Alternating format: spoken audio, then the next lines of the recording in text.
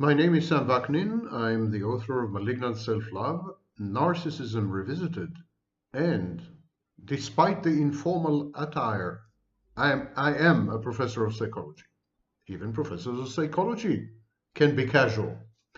So today we're going to discuss ego functions and how narcissism had evolved as a concept from Freud to Jung to Kohut and to Horney in reverse order. Horney and to Kohut. Now, you see, there's a great disagreement about what constitutes narcissism. And this disagreement cuts wide and deep.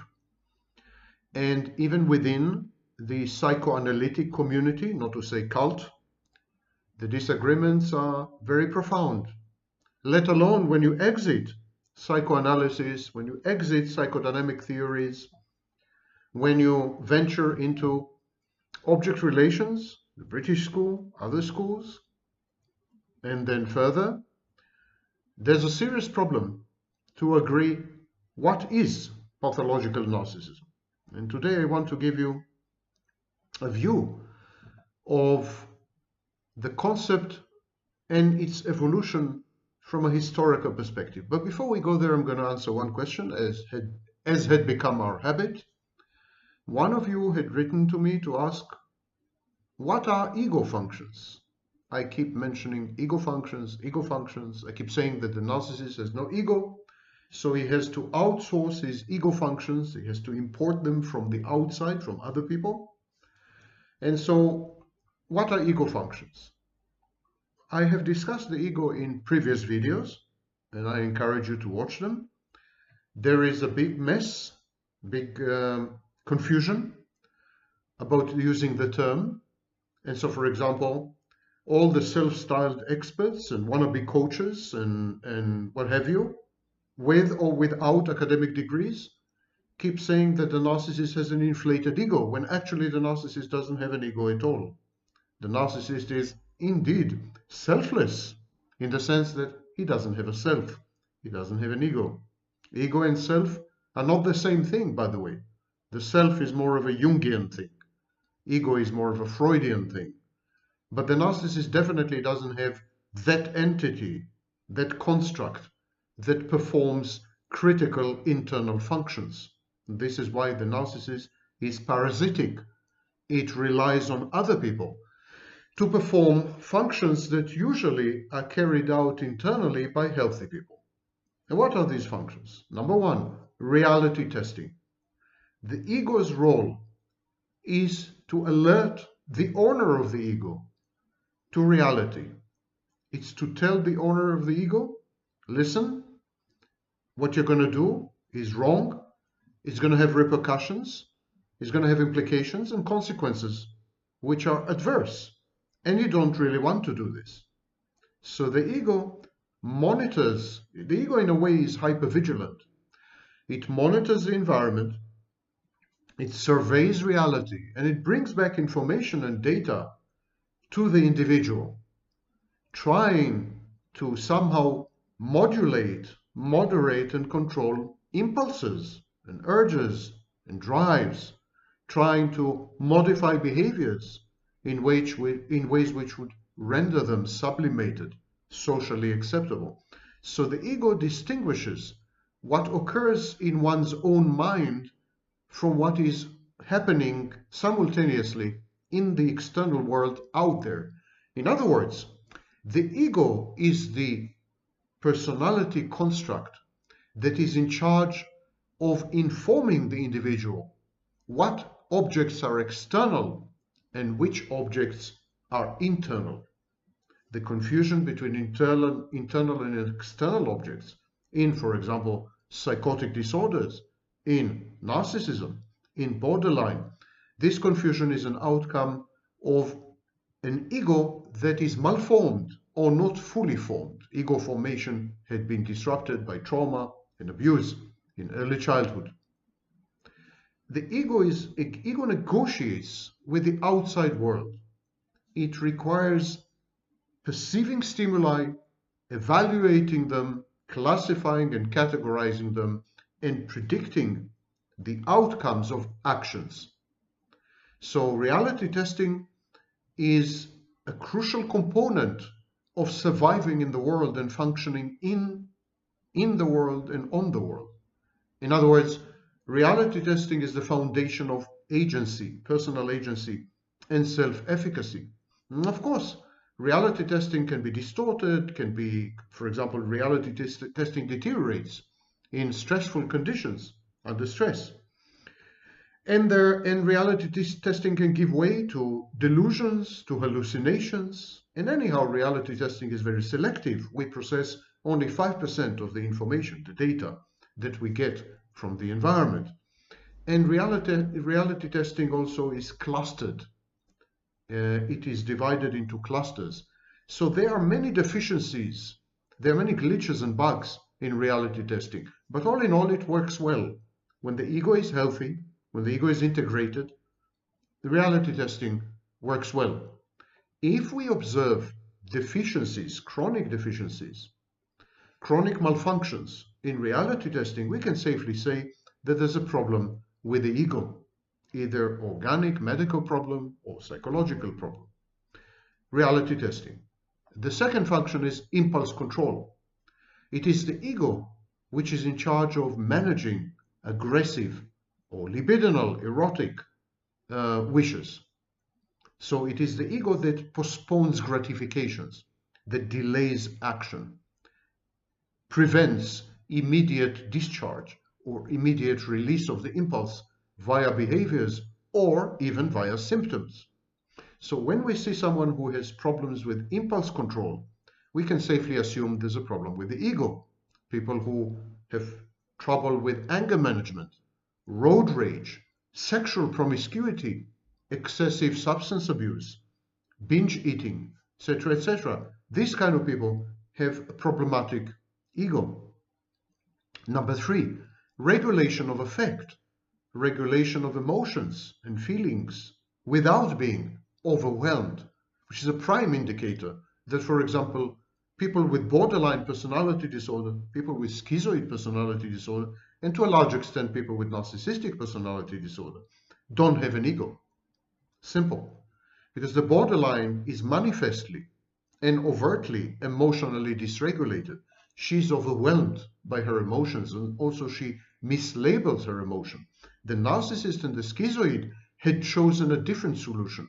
They had repressed their emotions so deeply that they no longer have access to positive emotionality, only to negative emotions. And in the case of the schizoid, sometimes not even to negative emotions. So when emotions are absent, we know that they are not regulated, and we can safely assume there's a problem with the ego. The next function is judgment, the capacity to act judiciously, responsibly, in an adult manner, identifying possible courses of action, anticipating and evaluating likely consequences, making decisions as to what is appropriate in given circumstances. Object relations that I keep mentioning all the time, that's an ego function. Ego is what makes object relations possible and mutually satisfying.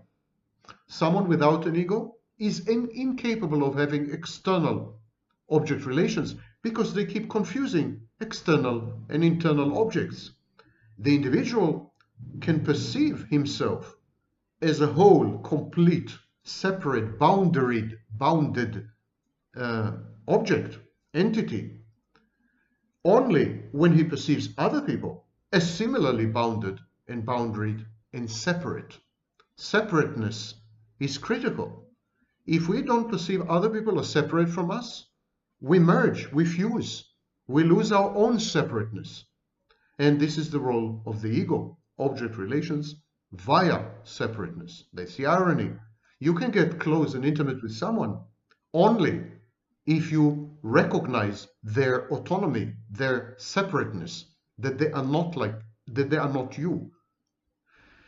Okay, next thing, thinking, cognition. Yes, believe it or not, the ego is responsible for logical, coherent, and abstract thinking. In stressful situations, we can see that thought processes become disorganized and chaotic. Speech becomes disorganized. word salad, for example, in schizophrenics. That's an outcome of the ego being overwhelmed by too much data, too much information, too many stressors. The presence of chronic or severe problems in conceptual thinking is associated with a lack of ego or a totally fragmented ego. For example, in dissociative identity disorder, in schizophrenia, in the manic episodes in bipolar disorder. Next is defenses. I keep mentioning defense mechanisms. Well, all the defensive functions, all of them reside in the ego. The role of defensive functions is to protect the individual. And they protect the individual by warding off, fending off, firewalling input, data, and information which would be very powerful, very potent, and identity threatening. So defenses first develop in infancy, and then we have very primitive defenses like splitting, denial, projection. As we grow up, as we become adults, we develop much more sophisticated defenses. Rationalization, for example, intellectualization. And we develop internal boundaries between the ego, the superego, and the id, to use Freud's lingo, to use his tripartite model. So the ego is responsible for defense mechanisms. Now, those of you who are possessed with more than 100 IQ, tiny minority admittedly, would immediately ask me, wait a minute, if defense mechanisms are intended to fend off information, to create an echo chamber, if they collude with a confirmation bias, in the sense that they filter out information which is ego dystonic, unpleasant, challenging, etc., etc., then how can this be reconciled with reality testing? Defense mechanisms falsify reality. They falsify reality by excluding certain data and certain bits of information. So if they falsify reality, how can the ego do both things at once? Maintain reality testing and falsify reality? It's a very good question, and the answer to which is unknown. I must tell you that this is one of the major conundrums in the concept of ego and in the derivatives. For example, ego therapy and self-theory, Kohut's self-theory, which we will discuss in the next video. So there are problems, internal, inherent problems, in the very construct and concept of the ego, and this is a major one, possibly the biggest one. The next thing is synthesis. I've just mentioned that the ego operates defense mechanisms. Some of them are very primitive, projection, denial, splitting, and they're supposed to die. They're supposed to disappear as we grow up, mature, and become adults. And then we have repression, we have regression, displacement, reaction formation, intellectualizations, many other defense mechanisms. Adults sometimes use primitive defenses, but this is usually when they are seriously stressed in a crisis and so on and so forth. But generally they're more mature.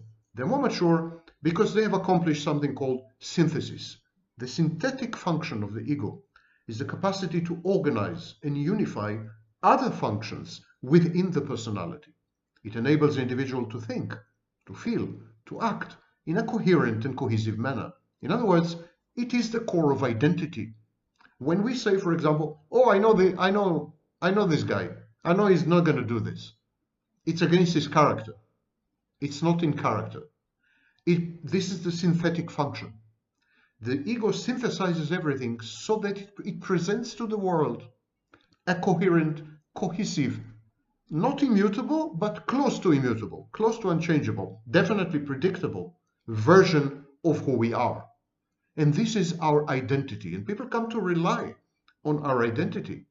They come to expect certain things from us. They come to expect that we will not act in certain ways. And it enables the individual to similarly rely on himself. An individual which is synthesized, whose ego is synthesized, or whose ego performs the synthetic function, is an individual who is at peace with himself. He knows himself. He knows his limitations. He knows his strong points. He knows what he can accomplish and what he cannot. He knows the difference between fantasy and reality. He knows to which behaviors he could expect of himself. And often you hear people saying, I can't believe I did this. This is so out of character. These are people with ego problems. They are most likely cluster B or some other personality disorder. Only people with personality disorders, with severe fissures in the personality, with a disabled ego, would say something like this. Because the identity is lifelong. It prevails, it exists, largely unchanged throughout the lifespan. Many things can change. Behaviors can change, beliefs can change, many things can change, but not the core identity. Core identity persists throughout the lifespan. And if someone acts in a way which is ego dystonic, negates his core identity, and he himself is shocked by this behavior, then something's wrong with this kind of person. The synthetic function of the ego includes a capacity to integrate potentially contradictory experiences, ideas, and feelings. And this is the beginning, the glimmerings of an answer to the previous question. This ability to synthesize allows the ego to reconcile somehow the reality testing, proper reality testing, with the reality falsifying qualities of defense mechanisms. The ego synthesizes these two subsumes them in what we call a narrative. So the ego is in charge of creating narratives. It's the storyteller, it's the scriptwriter, it's the director of the movie that is our life. And so the ego, for example, accommodates ambivalence. You could love someone and hate the same person. You could love someone and be angry at someone at the same time. And it is the ego that synthesizes ambivalent feelings, ambivalent affects, ambivalent emotions, and somehow creates a narrative that accommodates both. Obviously, the more intelligent you are, the more imaginative and creative you are, the easier it would be for your ego to function. That's a major problem in personality disorders, because people with personality disorders who are intelligent and imaginative and creative, they create narratives. They don't have an ego. They don't have a functioning ego, but they have the synthetic function. They create narratives that compensate for the lack of ego. And these narratives, because they're imbued with intelligence and creativity and imagination, these narratives are very difficult to contradict or to break.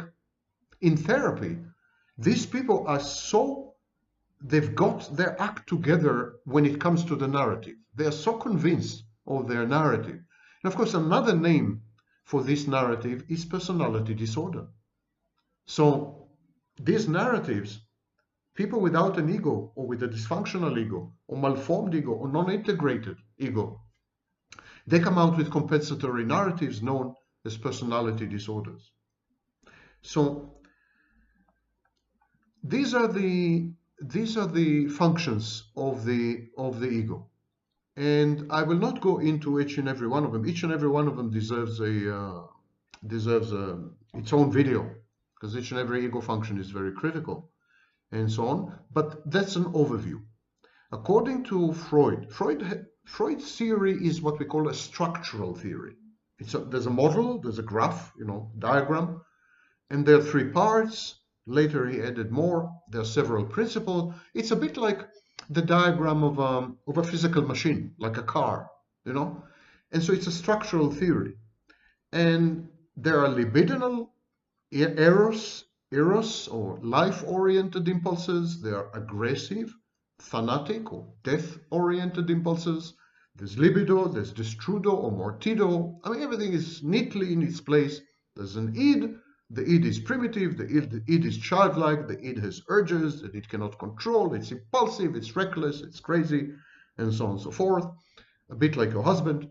And there is the ego. The ego controls the id, modulates it, modifies it, prevents it from acting crazy. There's the superego, which monitors both of them and supervises them, and kind of judges them.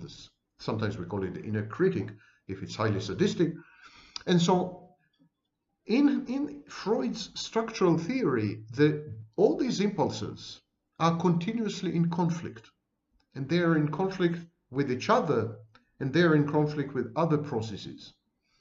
But they're all bound by the limits of reality unless you are psychotic. Only psychotic people inflate out to embrace and fuse with reality. So psychotic people have no boundaries, and they confuse internal with external. And so they have something called hyperreflexivity. It's like they are like a big bang, like they're expanding suddenly and they incorporate the entire universe. This happens also in schizoid personality disorder.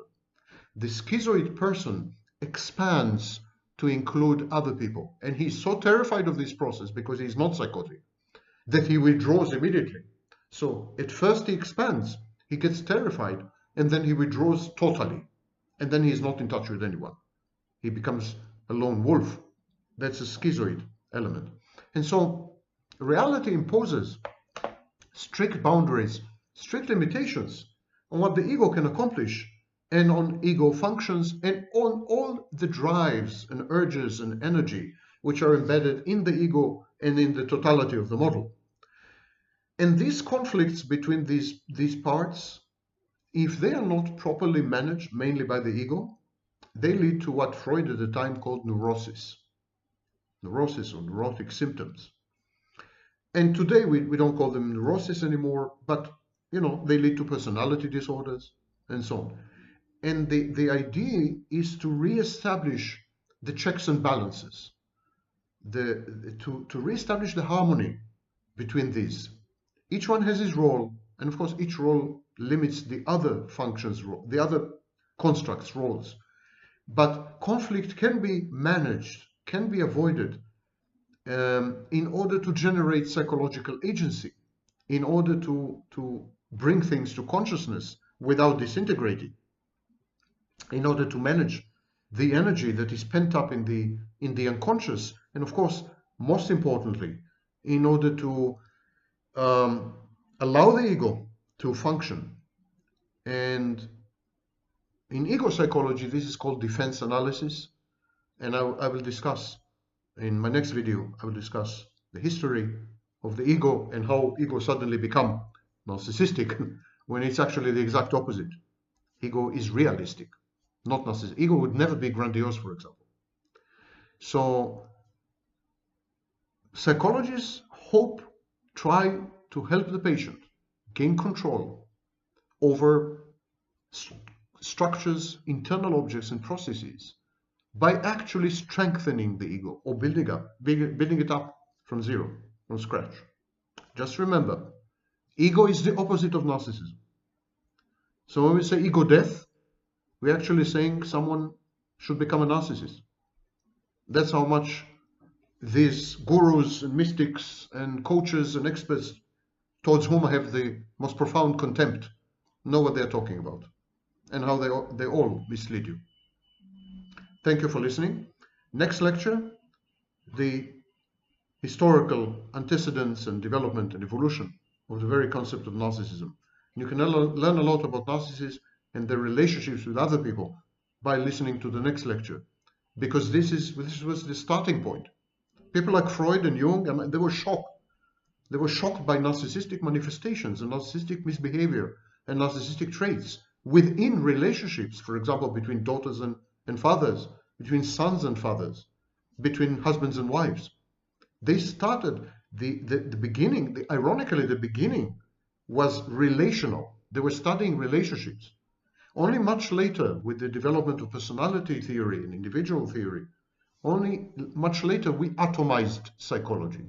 So today we discuss the individual as though it is totally out of context, as though relationships don't matter, as though we could isolate an individual in a laboratory without anyone around and still learn everything about him, which is of course utter nonsense.